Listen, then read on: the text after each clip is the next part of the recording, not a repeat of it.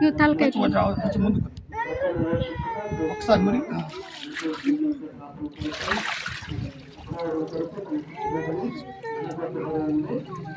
ప్రార్థన చేసుకుంటాం.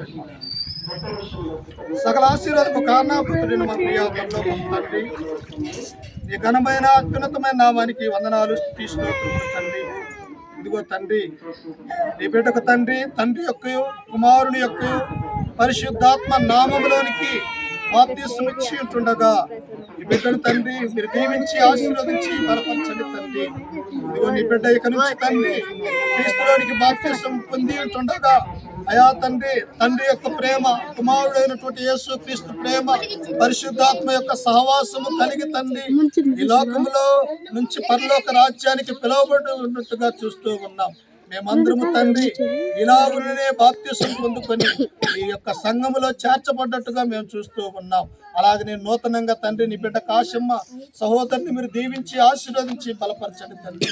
ఇచ్చిన భర్త మరేబాబును బట్టి, వారికి ఇచ్చిన కుమారుని బట్టి, కుమార్తెను తండ్రి మీరు దీవించి ఆశీర్వదించండి తండ్రి. ఈ రీతిగా అనేక మంది కూడా లోకంలో నుంచి క్రీస్తులోనికి నీ బిడ్డ ద్వారా వచ్చేటకు కృప చూపించి సహాయం చేయండి తండ్రి. ఇదిగో నీ బిడ్డకు తండ్రి దేవుని యొక్క వాక్యాన్ని ప్రకటించాను, దేవుని యొక్క చిత్తాన్ని తెలియజేశాను.